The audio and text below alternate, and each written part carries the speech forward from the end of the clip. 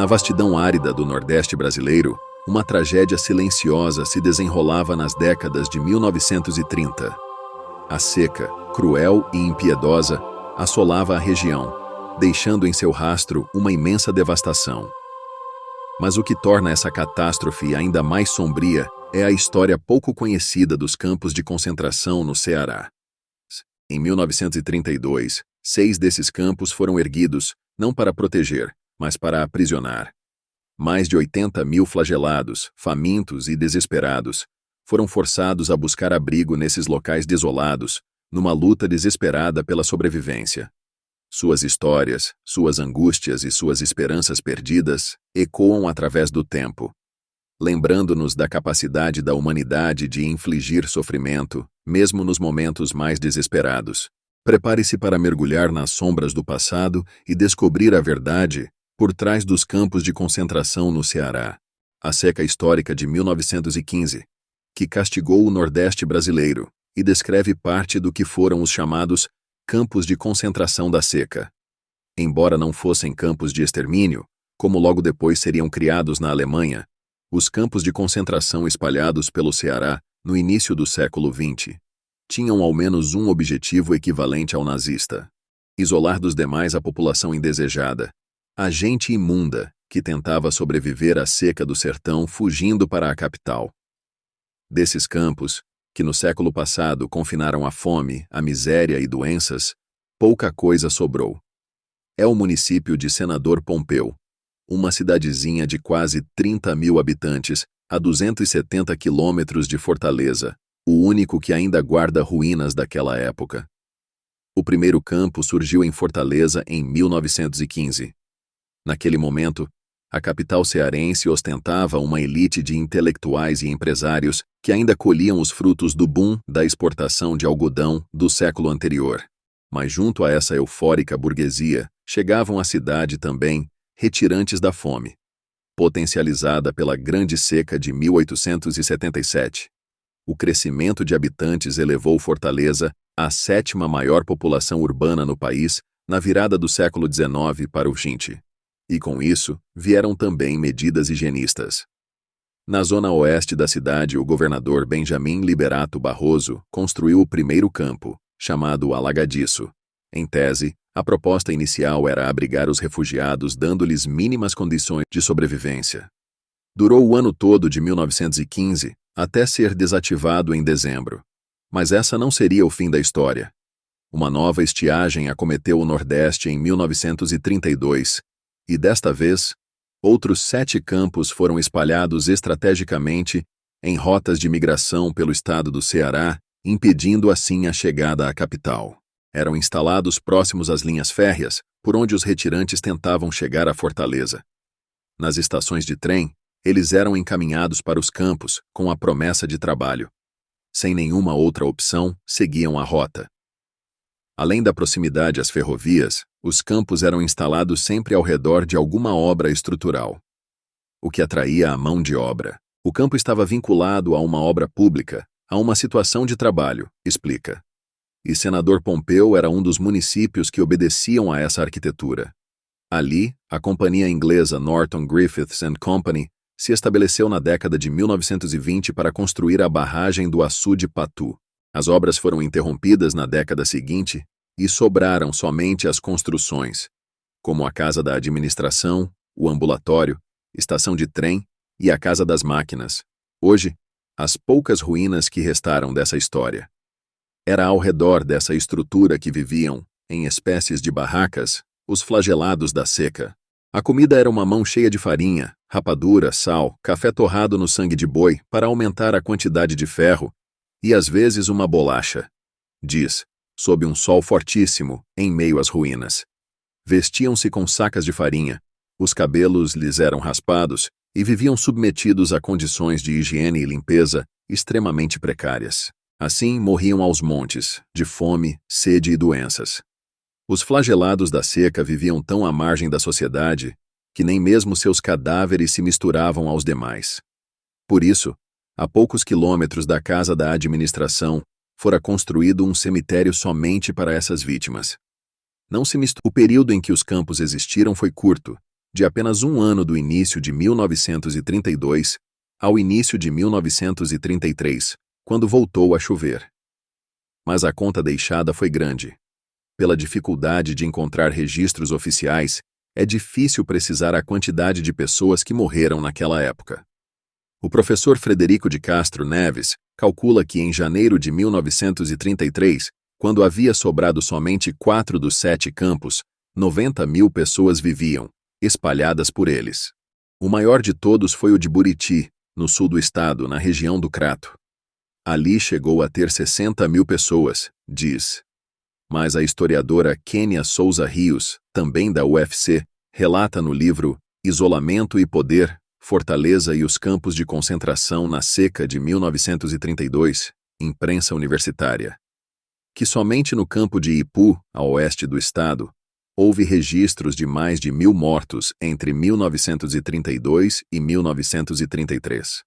Os flagelados encontraram nos trens o caminho para fugir da seca em todo o Nordeste. O governo entendeu que os campos de concentração deveriam estar situados próximos às estações ferroviárias. O campo do Buriti, em Crato, chegou a receber 16.200 flagelados. Nenhuma parede ficou erguida para contar o que ocorreu há 86 anos. Hoje o lugar está descaracterizado, quase sem pistas do passado. Casas geminadas e terrenos com piquezeiros ocupam o lugar que formou o campo do Buriti. Com a passagem do tempo, o bairro mudou de nome para Muriti. Francisco Silva é vizinho dos antigos casarões que receberam os flagelados. Chega a andar meia hora para conseguir água no açude. Mal sabe que é vizinho de edificações históricas que marcaram a seca de 1932, aquele desastre ambiental que inspirou obras como Vidas Secas, de Graciliano Ramos, publicado há 80 anos.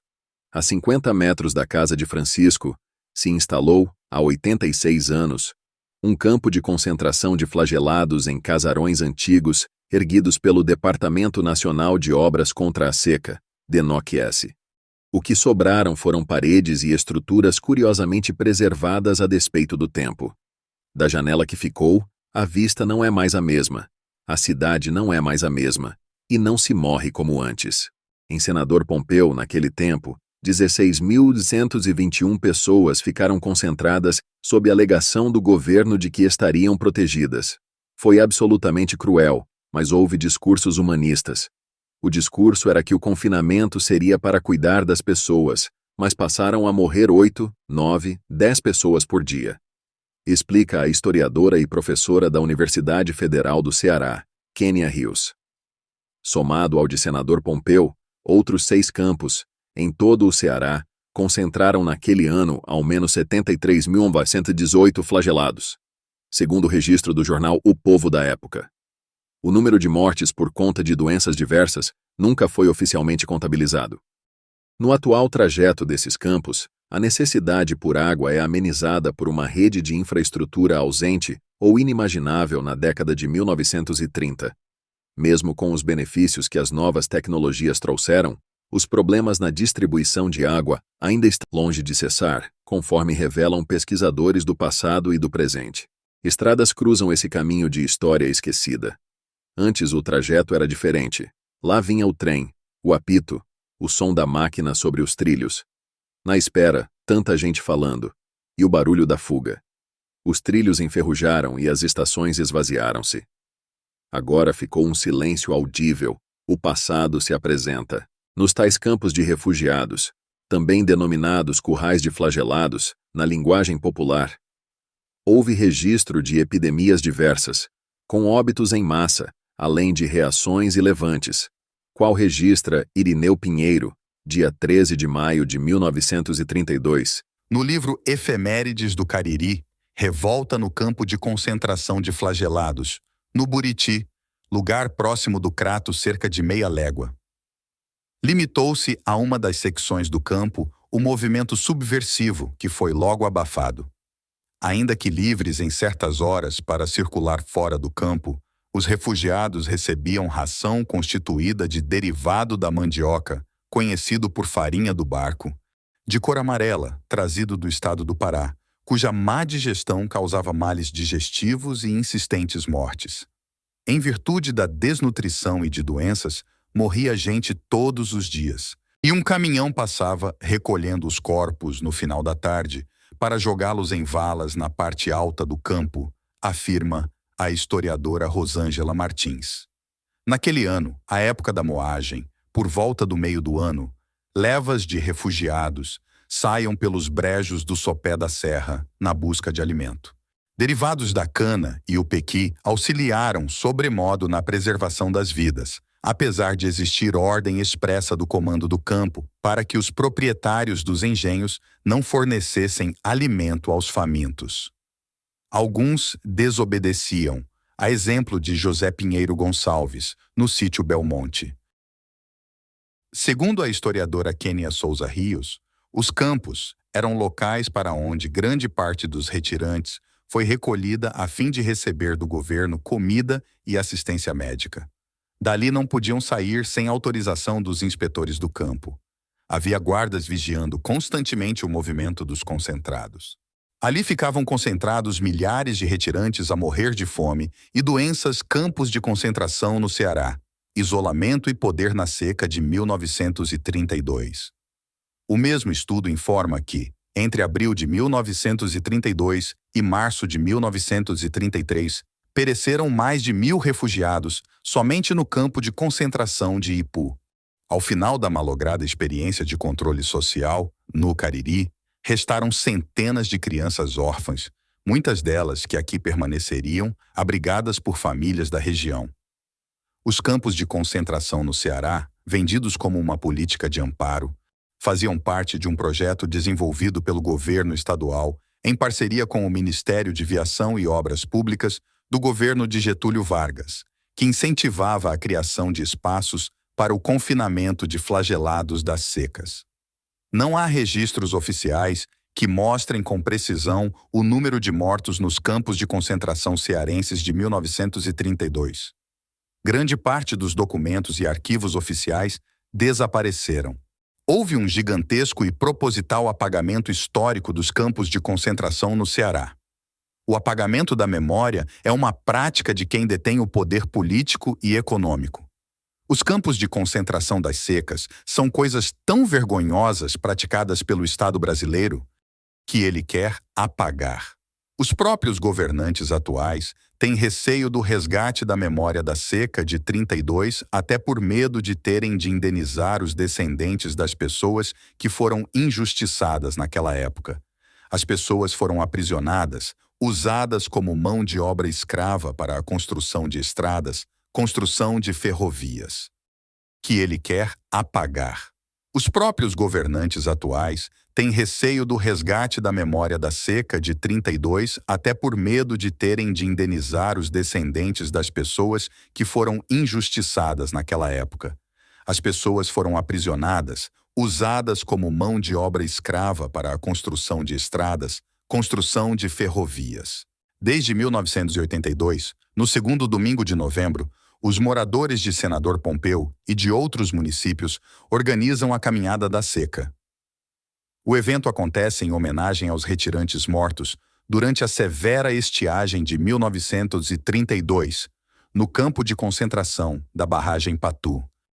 Prestes a completar 40 anos, a cada edição a caminhada reúne mais de 5.000 devotos que atribuem graças alcançadas às almas da barragem.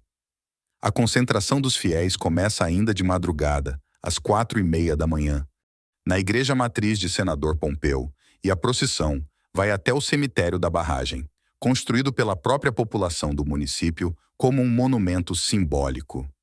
O trajeto percorrido é de 3 quilômetros, nos quais os fiéis levam ao cemitério pão e água como oferta àqueles que morreram de fome e sede.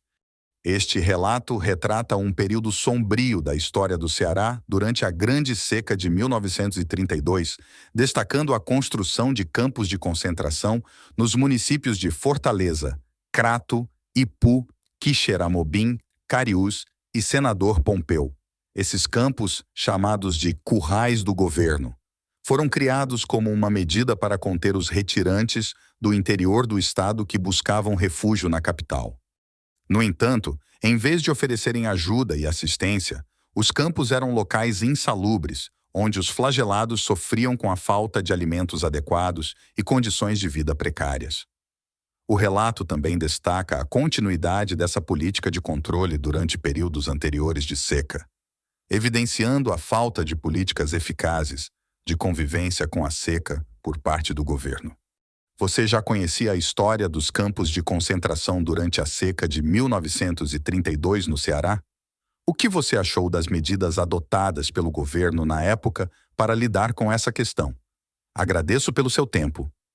E se você gostou do vídeo e tem algo a acrescentar sobre essa história, deixe seus comentários aqui no canal e não se esqueça de deixar o seu like. Estamos ansiosos para ouvir suas opiniões e contribuições.